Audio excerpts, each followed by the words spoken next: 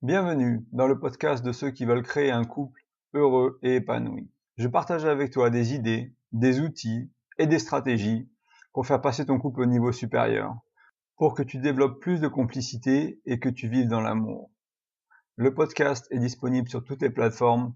Pense à t'abonner pour ne rien rater. Bonjour à toi et bienvenue sur En Amour. Je suis Nicolas du blog graindecoeur.fr. Je te souhaite la bienvenue sur mon podcast.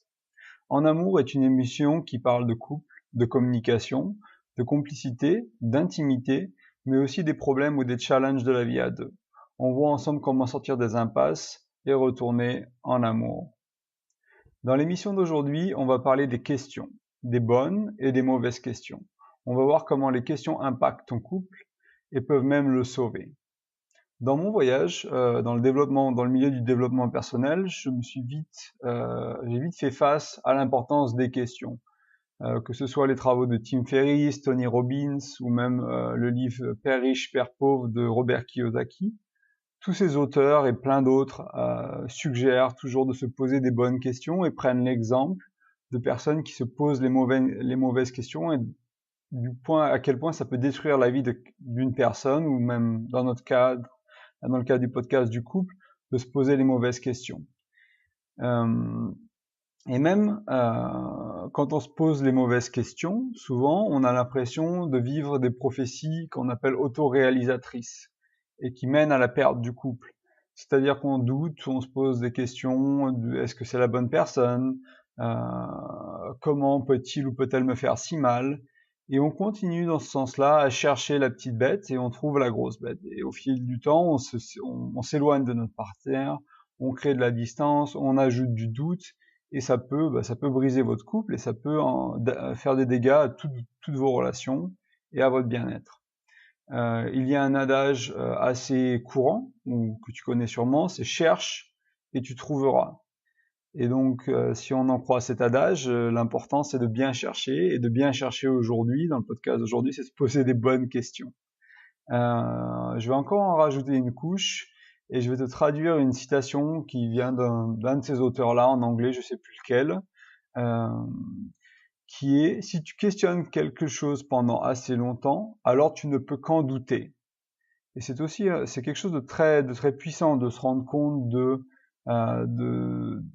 sens de cette citation. C'est-à-dire que si vraiment on cherche, on va trouver quoi qu'il arrive. Et si on cherche quelque chose, euh, si on a peur que notre partenaire nous trompe, par exemple, c'est quelque chose qui est assez courant, on devient paranoïaque un peu, et chaque action qu'ils font, on a peur que ce soit par rapport à la tromperie. S'ils regardent leur téléphone et ils veulent pas qu'ils le cachent un peu, on pense que c'est pour quelqu'un d'autre, ou s'ils sont en retard après le travail, on pense que c'est parce qu'ils nous trompent, etc. Donc quand on se pose les mauvaises questions ou qu'on regarde au mauvais endroit, notre cerveau cherche à résoudre des problèmes, et donc il va donc chercher à résoudre nos questions.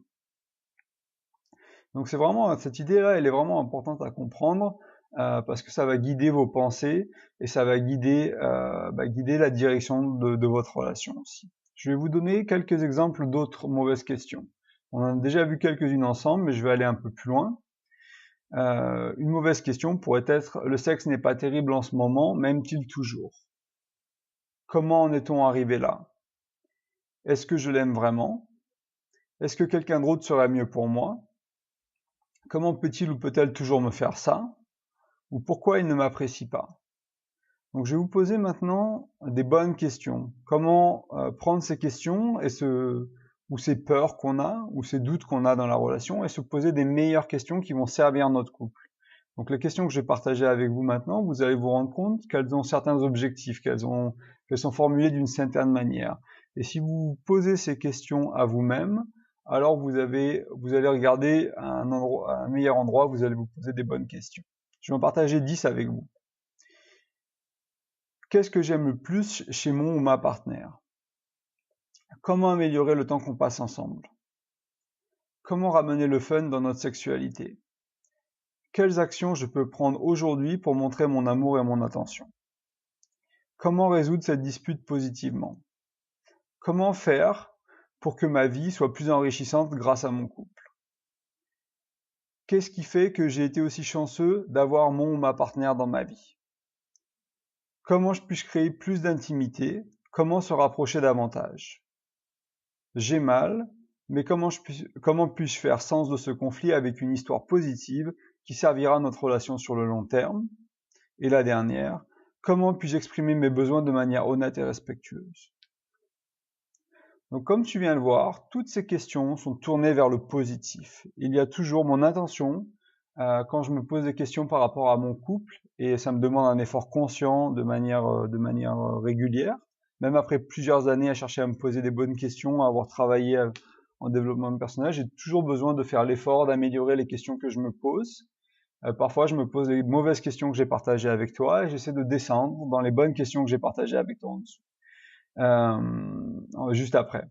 Et donc ces bonnes questions sont toujours positives. On cherche toujours à exprimer de la gratitude ou à trouver une solution qui va servir le couple. On cherche pas à trouver la petite bête qui va faire que ça va pas aller. On cherche à trouver quelque chose qui va faire en sorte que le couple va avancer et va aller en avant.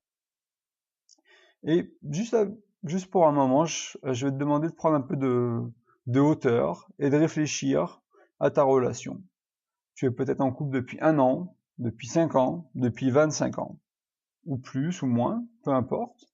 Mais imagine que pendant cette période de temps et jusqu'à aujourd'hui, et c'est probablement ce qui s'est passé pour toi et pour ton couple, c'est que dans beaucoup de cas, tu t'es posé les mauvaises questions. Imagine ces 1 an, 5 ans ou 25 ans de mauvaises questions mis bout à bout. Tous ces doutes que tu as ajoutés, toutes ces peurs que tu as fait grossir, toutes ces choses-là qui ont rendu ta relation misérable ou qui ont, au minimum, qui ont réduit la qualité de ta relation. Et imagine l'inverse. Imagine un monde qui, pendant les 5, 10, 15 prochaines années, ou même pour les 6 prochains mois de ton couple, tu vas te poser les bonnes questions. À chaque fois que tu te poses de mauvaises questions, t'es là, tu prends un moment, tu t'arrêtes, tu fais OK, c'est une mauvaise question, je me rappelle du podcast de Nicolas, c'est pas ce que je veux pour mon couple, je vais me demander comment on va résoudre ce conflit positivement. C'est quelque chose que quand je suis en conflit avec ma femme, quand on a une tension, quand on a une dispute, c'est une question que je me pose tout le temps. Comment on sort de cette situation positivement? Comment on recrée l'équipe? Comment on travaille ensemble pour sortir de ce conflit et aller de retourner en amour, retourner dans le fun, retourner dans des sentiments et des émotions qui sont meilleurs, mais en réglant le conflit. Ne jamais oublier de régler le conflit. Et les bonnes questions, il faut voir en fait les bonnes questions comme un outil que tu as à ta disposition. C'est simplement quelque chose que tu peux utiliser et que tu peux apprendre à maîtriser. Donc c'est pas quelque chose qui est inné, probablement pas pour toi. Si tu écoutes ce podcast et que tu te poses déjà naturellement de bonnes questions, que tu as déjà eu ce mécanisme, ce réflexe de changer les questions que tu te poses pour poser de bonnes questions, tu peux remercier ton mentor, tes parents, les livres que tu as lus parce que tu es sur une très bonne voie et c'est quelque chose qui te servira pendant longtemps.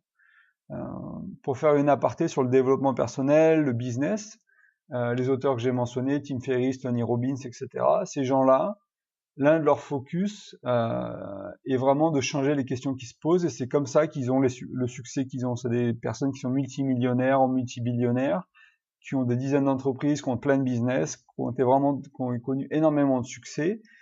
Et l'une des raisons de ce succès, c'est se poser de meilleures questions. Ils en parlent beaucoup dans leur contenu, dans leurs livres, dans leurs podcasts, dans leurs vidéos. Donc si jamais tu comprends l'anglais, je t'invite à aller les voir aussi. T'apprendras beaucoup de choses. Alors je voulais juste conclure ce podcast et te rappeler de quoi on parlait aujourd'hui. Donc aujourd'hui, on a regardé l'importance de se poser les bonnes questions à la place de se poser les mauvaises questions. Je vais te redonner une ou deux bonnes questions et une ou deux mauvaises questions pour bien te rappeler la différence. Une mauvaise question pourrait être, est-ce que c'est la bonne personne? Une bonne question par rapport à ça pourrait être, qu'est-ce que j'aime le plus chez ma partenaire? Donc on change, en se demandant si c'est la bonne personne, à la place on décide de regarder en quoi on apprécie notre personne. Donc on va dans la gratitude. Et pour un deuxième exemple, c'est comment peut-il ou peut-elle me faire si mal parfois?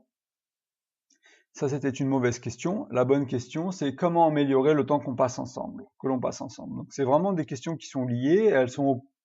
Pour la même situation, je te montre comment te poser une meilleure question. Je te remercie pour ton écoute. Je t'invite à aller sur mon blog qui est graine-2-coeur.fr et tu peux laisser ton prénom et ton nom ton email, pour recevoir mon e-book.